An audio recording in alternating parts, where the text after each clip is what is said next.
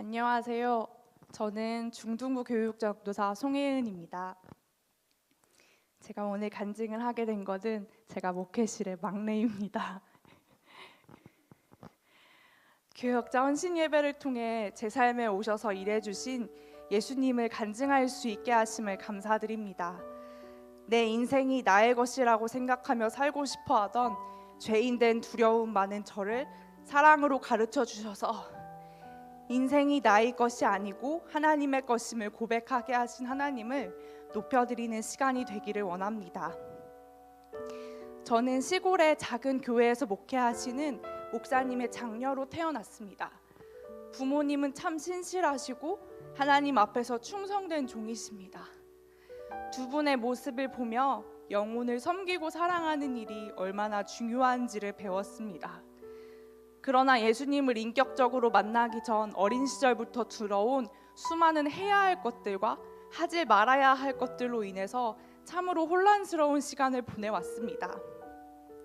그 갈등 속에서 어린 시절 제가 내린 결론은 부모님들의 삶은 참 존경스럽지만 나는 전임사역자가 되기 싫어. 하나님 나라를 위해 헌신하는 평신도로 자유롭게 살아야겠다 였습니다. 자유에 대해서, 평신도에 대해서, 하나님에 대해서 크게 오해하고 있었던 것입니다. 중학생 시절 저는 수영을 참 좋아했습니다.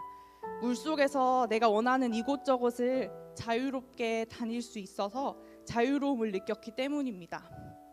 또 하나 좋아했던 것은 새로운 것을 경험하는 것이었습니다. 그래서 특별히 비행기 타는 것을 매우 좋아했습니다.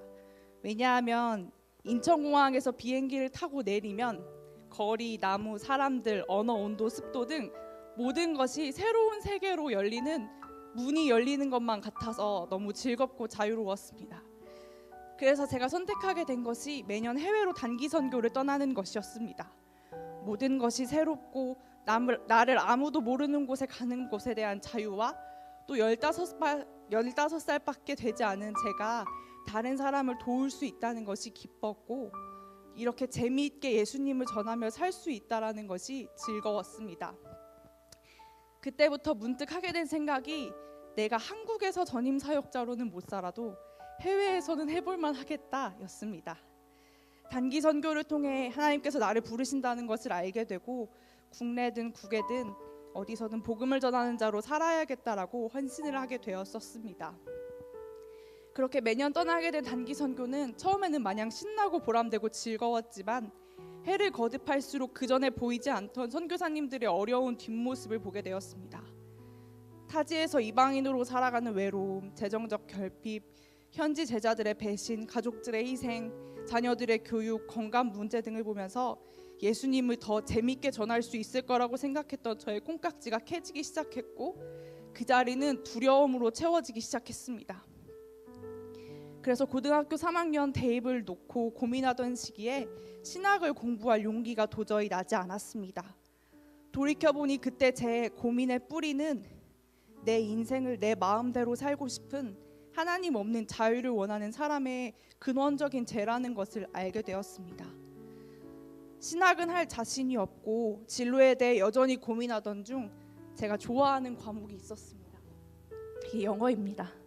해외에 매년 나가면서 자연스럽게 생긴 결과라고 생각하실 수도 있겠지만 아닙니다. 제가 다니던 고등학교에 영어 선생님께서 진짜 멋있으셨습니다. 키가 186, 작은 얼굴, 넓은 어깨.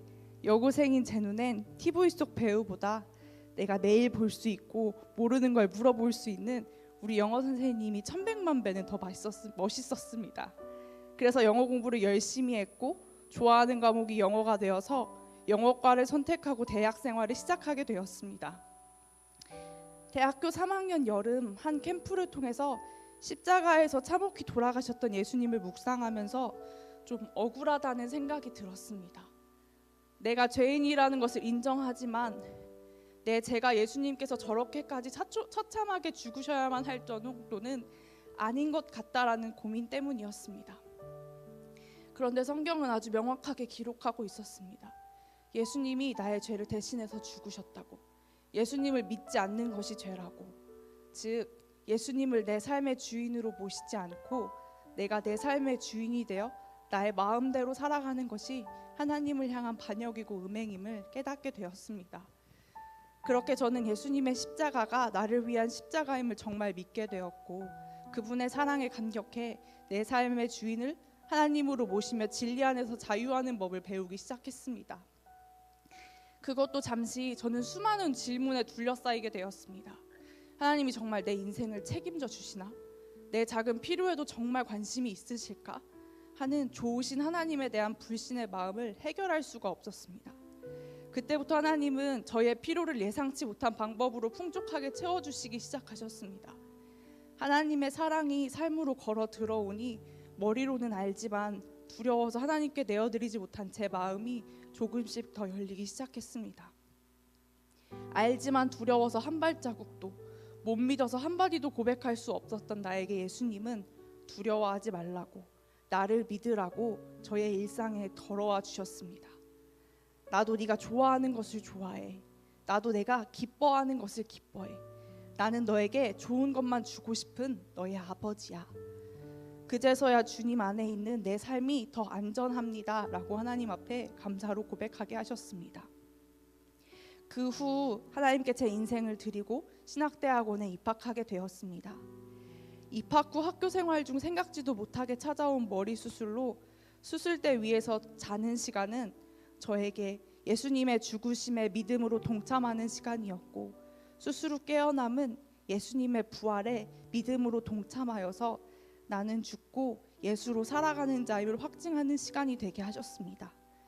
여전히 하나님 앞에 드리지 못한 부분이 많고 여전히 잘해야 할 것이 많은 저이지만, 지금까지 인도하신 하나님께서 저를 계속해서 진리로 가르치시고 그리스도의 장성한 분량에까지 인도하실 것을 믿습니다. 내일을 소망하고 사명을 따라 저를 빚으시는 하나님을 기대하며 나아갑니다. 우리 모두 안에 일하시는 하나님을 찬양합니다. 감사합니다.